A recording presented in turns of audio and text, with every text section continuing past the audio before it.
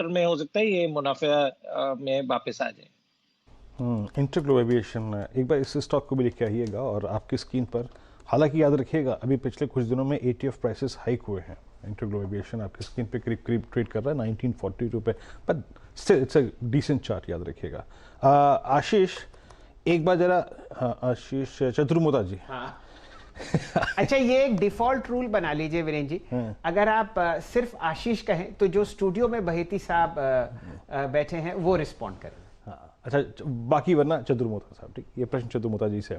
आशीष चतुर्मुदा जी, आपका टेक क्या है इस स्टॉक पे? बेस के नज़दीक है ये स्टॉक। मैं इसे बेस इसलिए कंसिडर कर रहा हूँ, कह रहा हूँ, क्योंकि ये 200 डिमा के आसपास ट्रेड कर रहा है, उस जोन के ऊपर ट्रेड कर रहा है, जो कि अमूमन नॉर्मल सर्कमस्टेंसेज में आप देखिए अगस्त 2020 के बाद ये उसको होल्ड करता है, उसको होल्ड करके रखता है।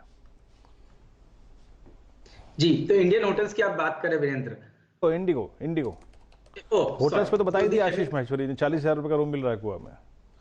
बिल्कुल बिल्कुल बिल्कुल। तो देखिए इंडिगो बहुत स्ट्रॉन्ग सपोर्ट के पास है वीरेंद्र, और मेरा मानना है कि कहीं ना कहीं जो खराब न्यूज फ्लो है उसको अब हर बार ये स्टॉक डिस्काउंट करता हुआ नजर आ रहा है। मेरे हिसाब से बहुत ही बेहतरीन बेस फॉर्मेशन यहाँ शुरू हो चुका है, तो अब मैं समझता हूँ कोई भी डिप पहली बात तो इंडिगो में एक बाइंग अपॉर्चुनिटी का इंडिकेशन देगी। अब जहां तक के करंट लेवल्स का सवाल है, मेरा मानना है 1910 का स्टॉप लॉस लगाकर लॉन्ग पोजीशन की तरफ ही मेरा रुझान इंडिगो के ऊपर रहेगा, और मैं समझता हूं 2050-2070 की एक अपसाइड आपको शॉर्ट टर्म टाइम फ्रेम पर इंडिगो के स्टॉक में देखने को नजर आएगी। तो बिल्कुल ट्रैवल रिलेटेड जितने भी प्ले हैं, चाहे इंडियन होटल्स की हम बात करें, इंडिगो की बात करें, ये एक बहुत ही पॉजिटिव रुझान इस समय दिखा रहे हैं। और इंडिगो क्योंकि काफी पिटा हुआ स्टॉक है, तो यहां पर जब रिकवरी आएगी काफी शार्प शॉर्ट कवरिंग इस स्टॉक के अंदर में देखने को नजर आ सकती है। ये रणनीति आपके सामने इंटरग्लोब एविएशन पर होती हुई दिख रही है। बाजार वीरेंद्र जी सुस्ताता हुआ, आप देखिए वीकली एक्सपायरी है और निफ्टी बिल्कुल दायरे बंद 17,610। मेरे ख्याल से पिछले 15-1 मिनट से मैं इस इंडेक्स को यहाँ से 10-12 पॉइंट इधर उधर ही मूव करते हुए देख रहा हूँ। 200 अंक नीचे 39,130 पर आपको बैंक निफ्टी फिलहाल ट्रेड करता हुआ दिखेगा। चलिए अब ऐसा करते हैं, सुमित जी आप माइक अप हैं, चलिए सुमित जी का भी स्वागत करते हैं न्यूज़ रूम में, और आप यहाँ पर चर्चा करते हुए दिखेंगे नतीजों की, यानी कि जो पोल्स आपको हम लोग कंडक्ट करते हुए दिखते हैं वो आपके सामने हम लोग पेश कर रहे हैं। सुमित जी, कौन कौन सी कंपनीज हैं जहां पर आपकी नज़र है? एक मेटल क्षेत्र से है और एक इंफ्रा स्पेस से। हाँ, सीमेंस और टाटा स्टील तो है ही, अब ऑब्वियसली और एक फार्मा भी बची, डीवी स्लैब को भी शामिल कर लिया इसलिए हमने।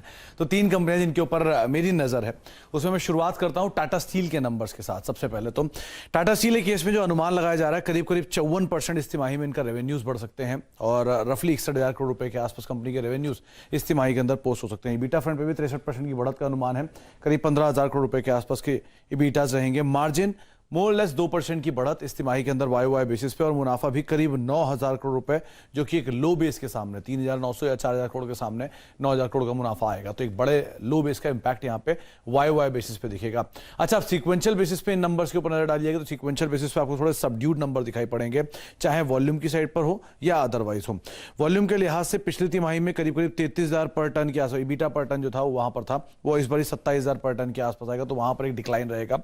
वॉल्यूम्स के लिहाज से 4.41 मिलियन टन के आसपास के वॉल्यूम थे, हालांकि वाई बेसिस पे 4.65 मिलियन टन से गिर कर आएंगे इस तिमाही के अंदर। तो सीक्वेंशियली एंड वाई वॉल्यूम टूट रहे हैं, ईबीटा पर टन टूट रहा है, तो नंबर्स का थोड़ा इंपैक्ट इनपुट कॉस्ट बढ़ने की वजह से रहेगा।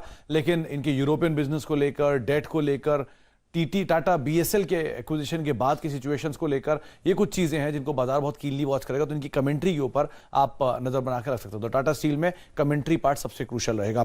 दूसरी तरफ आते हैं सीमेंस के नंबर्स को लेकर। सीमेंस के केस में जो अनुमान है कि रेवेन्यू फ्रंट पे करीब करीब 3300 करोड़ रुपए का रेवेन्यू इस तिमाही में पोस्ट करेगी कंपनी।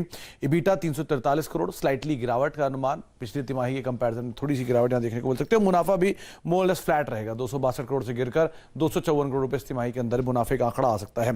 लेकिन सीक्वेंशियल बेसिस पे इनकी रेवेन्यू, इनकी जो ऑर्डर इनफ्लो है उसमें एक बढ़िया जंप है, करीब 23% के आसपास ऑर्डर इनफ्लो में जंप आ सकता है सीक्वेंशियल बेसिस पर। उसके अलावा जो वाई बेसिस पे ऑर्डर इनफ्लो है वहां पर भी एक अच्छा जंप है, करीब करीब 4200 करोड़ रुपए के आसपास के ऑर्डर इनफ्लो होंगे, जो कि पिछली बार करीब करीब 3600 करोड़ रुपए के आसपास के थे। तो ऑर्डर इनफ्लोज में तो इंप्रूवमेंट है, लेकिन सीक्वेंशियली आय और मुनाफा दोनों गिरने का अनुमान है। तो वाई फ्लैट और सीक्वेंशियली प्रेशर में सीमेंस के नंबर रह सकते हैं इस तिमाही के अंदर। और लास्टली डीवीज के नंबर्स की अगर बात किया तो डीवीज के केस में भी जो चाइनीज मार्केट की सप्लाईज आई हैं उन सप्लाईज का एक इंपैक्ट कंपनी के नंबर्स के ऊपर पोस्ट होता हुआ दिखाई पड़ेगा। रेवेन्यू 1835 करोड़, इबिटा 743 करोड़, मुनाफे फ्रंट पर 514 करोड़, लेकिन सीक्वेंशली यहां पर भी आय और मुनाफा दोनों टूटने का अनुमान लगाया जा रहा है। चाइनीज सप्लाईज का आना, इसके अलावा जो कंपनी के एक हाई बेस था उसका इंपैक्ट कंपनी के नंबर्स पे, तो ओवरऑल प्रेशर सीक्वेंशली डीवीज के नंबर्स पे भी देखने को मिल सकता है। जी, बहुत दिनों बाद सुमित जी ये काउंटर चहकता हुआ आपको देखा। वैसे तो आप समझिए बहुत ही लो बीटा स्टॉक है, लेकिन मूव्स आप देख रहे थे पूरे फार्मा स्पेस में 1-2 दिन में, तो डिवीज पर भी खासी एक इंटरेस्टिंग पार्ट है, ये पिछली तिमाही में 5400 के आसपास होता था और अब 4200 पहुंच चुका है, तो ऑलरेडी सब कुछ